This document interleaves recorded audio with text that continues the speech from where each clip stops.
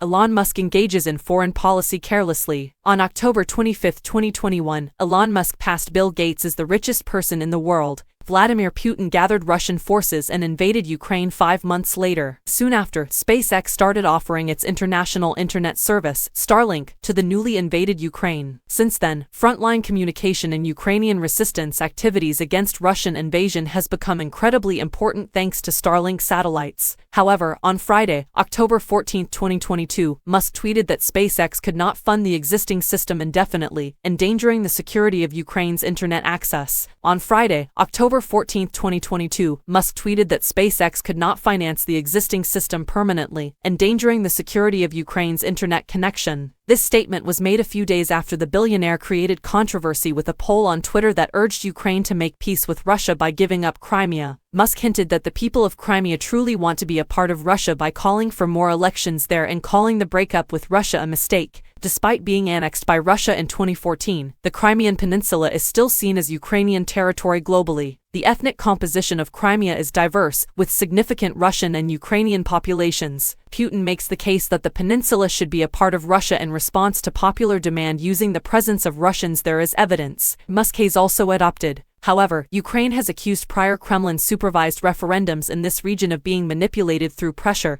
and Russian threats of violence. The majority of Ukrainian citizens, according to Ukrainian officials, do not want to be a part of Russia. In response to Musk, Ukrainian President Volodymyr Zelensky created his own Twitter survey asking users if they would rather Musk support Russia or Ukraine. Andriy Melnik, a diplomat for Ukraine, even warned Elon Musk to F off on Twitter. Musk stated that he was simply following Melnik's advice when he threatened Starlink. After an alleged meeting with Putin and after Musk's acquisition of the social media site, a minor Twitter scandal erupted. Musk continues to refute Ian Bremmer, the president of Eurasia Group, who says he spoke with Putin about Ukraine before encouraging the surrender of Crimea. But although prominent Russian imperialists hailed the billionaire's peace support, anti-war activists and Ukrainian politicians promptly rejected it and called it Kremlin propaganda. Musk later withdrew his demand that the U.S. military shoulder the cost of funding Starlink in response to widespread public outcry, tweeting sarcastically that even though Starlink is still losing money, and other companies are getting billions of taxpayer dollars,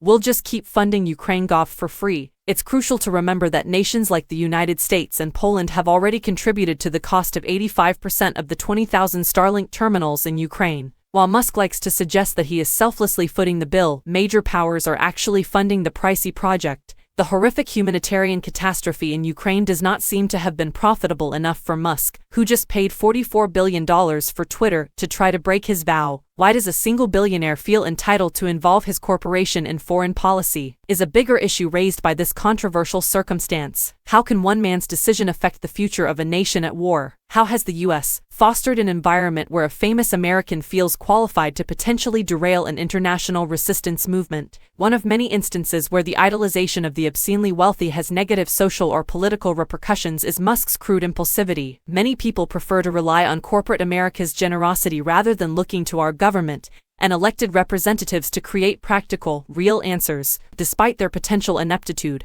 Billionaire fan clubs, like those that worship Elon Musk, expect these inherently exploitative men and their enterprises to fix society's most serious issues. Musk got involved in the crisis between Russia and Ukraine in its early phases. He was praised for his alleged altruism but, as soon as it became unprofitable, rapidly denigrated one of the most egregious instances of violent imperialism since the 20th century. Elon Musk is aware of the intimidation and rigged elections occurring in Crimea, and it is likely that he is fully aware of the increased violence that would result if Ukraine ceded Crimea. Nevertheless, he utilized his power to openly declare his support for these elections, and, by extension, for the Kremlin's goal by threatening Ukraine's internet access. No one should have the authority to carelessly influence one of the most heinous acts of imperialism in recent history, just as the bulk of the world's riches shouldn't belong to one man, especially not a businessman who is ignorant of foreign affairs. Musk should quit promoting Kremlin propaganda and instead follow through on his promise to provide Ukrainians with internet connection without delay if he genuinely cares about their right to self-determination.